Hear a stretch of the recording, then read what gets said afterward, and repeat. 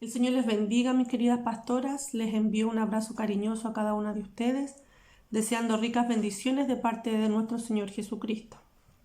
Quisiera compartir en esta hora unos versículos de la palabra del Señor en el libro de Jonás, en el capítulo 1, del versículo 1 al 3. Dice así en el nombre de nuestro Dios. Vino palabra de Jehová a Jonás, hijo de Amitai, diciendo: Levántate y ve a Nínive, aquella gran ciudad, y pregona contra ella, porque ha subido su maldad delante de mí. Y Jonás se levantó para huir de la presencia de Jehová a Tarsis, y descendió a Jope, y halló una nave que partía para Tarsis, y pagando su pasaje, entró en ella para irse con ellos a Tarsis, lejos de la presencia de Jehová. Esta quizás es para muchos de nosotras una historia bastante conocida, ¿cierto? Sobre la desobediencia de Jonás. Pero en esta hora quisiera tomar 3 puntos que me parecieron importantes. Y el primero es que al parecer Jonás no conocía realmente cómo es nuestro Dios o las cualidades del Señor, ¿cierto? Porque dice el versículo 3 que Jonás se levantó para huir de la presencia de Jehová. Y nosotras sabemos que no hay un lugar donde nosotras podamos escondernos de Él. Hay un salmo muy bonito, ¿cierto?, que nos cuenta eso y nos dice que no hay un lugar donde nosotros podamos escondernos de la presencia de nuestro Señor. Por lo tanto, al parecer Jonás eso no lo conocía de nuestro Dios. Y también, como punto 2, que Jonás tuvo que hacer caso de igual forma a lo que el Señor le había mandado. El versículo 2 dice que el Señor le dijo Jehová: levántate y ve a Nínive, aquella gran ciudad, y pregona contra ella. Sin embargo, Jonás desobedeció. Pero el versículo 4 dice: pero Jehová hizo levantar un gran viento en el mar, y hubo en el mar una tempestad tan grande que se pensó que se partiría la nave. Entonces nosotros sabemos, ¿cierto?, que el Señor fue el que envió esta tempestad a causa de la desobediencia de Jonás. Y después también conocemos, ¿cierto?, el desenlace de esta historia, cuando Jonás, los marineros lo lanzan al mar, cuando Jonás es tragado por el pez, cuando Jonás después ora y el Señor hace que el pez lo devuelva en la tierra, y al final Jonás termina obedeciendo de igual forma al Señor, a lo que Él le había mandado, ¿cierto? Por lo tanto, Jonás se comporta como también nosotros nos comportamos hoy en día. Muchas veces nuestro Señor nos envía, nos manda, nos da alguna orden y nosotros no queremos obedecer. Y Dios tiene que tomar distintas formas, ¿cierto?, para que nosotros al final terminemos obedeciendo igual. De igual forma le sucedió aquí a Jonás.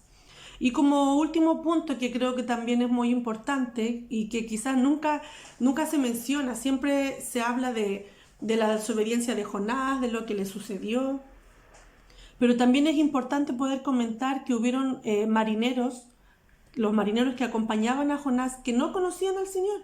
El versículo 5 dice: y los marineros tuvieron miedo, y cada uno clamaba a su Dios. Eso quiere decir que ellos no conocían a Jehová, quizás probablemente habían escuchado hablar de él, pero ellos cada uno tenía sus creencias, cada uno creía en su Dios. Sin embargo, por la desobediencia de Jonás, el hecho de que se haya levantado la tormenta, ¿cierto?, ellos comenzaron a clamar al Señor. El versículo 14 dice: entonces clamaron a Jehová y dijeron: te rogamos ahora, Jehová, que no perezcamos nosotros por la vida de este hombre, ni pongas sobre nosotros la sangre inocente, porque tú, Jehová, has hecho como has querido. Entonces ahí, cierto, podemos ver que ellos reconocen ya el poder de nuestro Señor.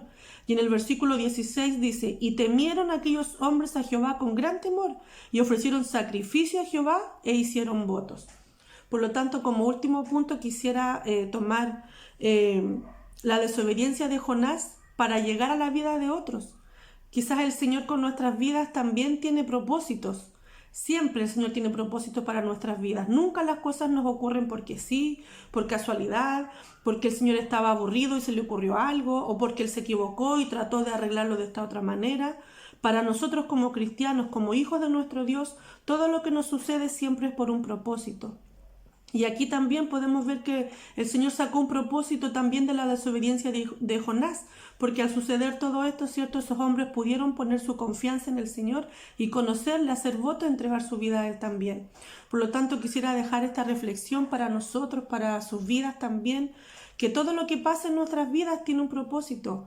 Quizás muchas veces en el momento exacto no lo entendemos, sobre todo cuando es algo que a nosotros nos duele, cuando es un proceso que el Señor nos hace vivir, Pero todo tiene un propósito para nosotros que creemos en el Señor. Nunca nuestra vida es por casualidad, nunca lo que nos sucede es por casualidad, a excepción quizás que estemos sufriendo las consecuencias de algo, de algún error que nosotros hayamos hecho, de algo que quizás donde nos equivocamos y estamos pasando las consecuencias de esos errores. Pero en nuestras vidas, todas las pruebas, todo lo que nosotros podamos sufrir como cristianos tiene un propósito para nuestras vidas. Y como les decía, quizás en el momento no lo entendemos, pero con el tiempo vamos a comprender por qué el Señor tomó cierta forma, ¿cierto? Por qué el Señor tomó esta situación, por qué el Señor de esta situación sacó algo bueno. El Señor siempre tiene algo bueno para nuestras vidas. Quiero dejarle esta palabra en esta hora para que podamos reflexionar, alentarles, animarles, que todo lo que nos pasa tiene un propósito para el Señor. Quizás muchas veces la paciencia de nosotros es poca. Nuestra paciencia se agota, ¿cierto? Esperando que el Señor pueda cumplir lo que Él ha prometido o lo que nosotros estamos esperando que Él haga en nuestras vidas. Pero confiamos en el Señor. Confíe usted en el Señor, que todo lo que sucede en usted, en su vida, en su hogar, en su familia, en su entorno, tiene un propósito para su vida. Que el Señor les bendiga en esta hora. Esta ha sido la reflexión que he podido compartir con ustedes. Les envío un abrazo muy cariñoso y muchas bendiciones de parte de nuestro Señor.